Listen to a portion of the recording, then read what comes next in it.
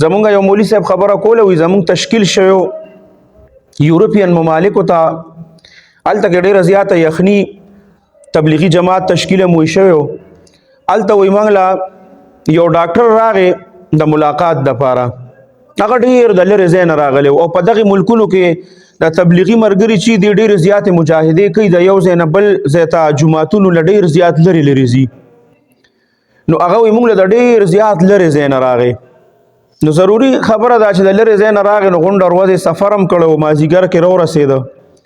نو بیا موږ سره هغه وی چې تاسو سره به زما شپې ځکه واپس خو هغه نه شو تللی ناوخته وی کله چې خبرې اترې هر څه موږ سره روټۍ هر څه وخوړی شو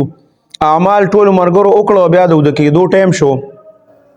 ټول ملګري لاړه بس خپلو بسترو کې هغې وده شو هغه وایي زه د ټولو نه مخکې قدرتي طور باندې د تهجدو ټایم کې راپاڅېدم وایي نور ملګري لا وخت ډېر و نور ملګري لا وده وایي چې زه راپاڅېدم ما وکتل چې څنګه داسې مې وکتل را روان ومه نو هغه ډاکټر صاحب چې کوم موږ له ملاقات له راغلی و نو هغه ډاکټر صاحب داسې دیوال ته ډډه والې ده او دکه شان په ناسته باندې وده دی او دیوال ته ډډه والې ما وی چې زه اوس د خوب نشم خرابولی زه لاړم ما خپل وضو مې وکړه او دس مې وکړه راغلم دوباره خپل تهجد وغیره مې وکړه خو خبره زما ذهن کې وه چې کله سهار مونږ ناشتې ته کېناستو نو ما امیر صاحب ته ځان له وویې چې امیر صاحب ګوره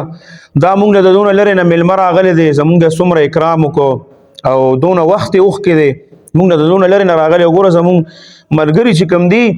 د هغې دومره خیال ونه ساته د شپې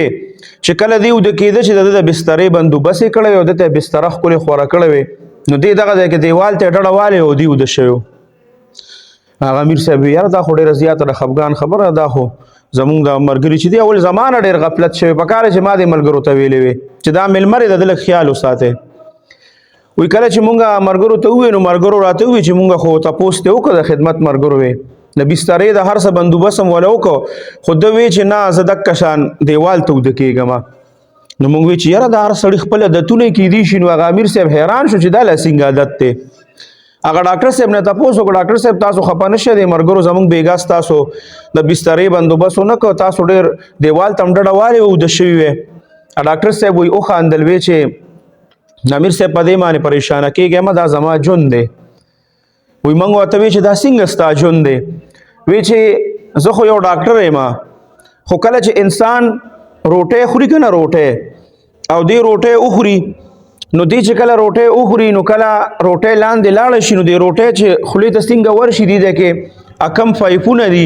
نو دې ته خپل اټومیټک چې کوم د روټۍ هغه پایپ دی د هغې د پاسه یو اټومیټک وال لګېدلی دی هغه ورته کولو شي هغه کولو شي نو هغه روټۍ په هغې کې لاندې لاړه شي او چې کله هغه لاندې لاړه شي نو هغه بیا اټومیټک بند شي یو چې کوم دی انسان په هغې باندې ساه اخلي کله ناکله انسان خبرې هم کوي یا وخاندي د روټۍ په ټایم کې نو هغې ته معمولي غونتې ډېره زیاته د دې ستن دا سر چې که نه ډاکټران وایي د دې نه هم کمه معمولي غونتې ذره چې لاړه شي بس دا انسان په ټوخي شي دا د ساه هغه نالۍ ته معمولي غونتې ذره که دې ته چرې دا خوراک لاړه نو دا انسان په دکه ځای کې مړ دی دی به مړي دی ساه دې نالۍ ته که دا خوراک لاړه نو دا څوک بیا لي دا خوراک په دې ځای کې خوراک د خوراک په نالۍ کې ځي او ساه چې کوم دا هغه د ساه په نالۍ کې ځي دا څوک دا الله کوي نو هغه وی چې زما دا کم د خوراک د دې نالۍ د پاسه چې کوم وال غونته دی نو دا زما خراب شوی دی زه چې کله روټۍ وخورم او روټۍ ما وخوړه او زه اوده شوم نو هغه ټوله روټۍ زما د خولې له راځي مونږ تاسو څونه روټۍ وخورو څه حد شته دی نشته خو الله هغه وال داسې په مونږ باندې نور نعمتونه الله کړي دي چې هغه الله صحیح پیدا کړی دی نو مونږ که په هره ډډه باندې وده شو په هره طریقه باندې وده شو خو هغه زمونږ د خولې له نه راځي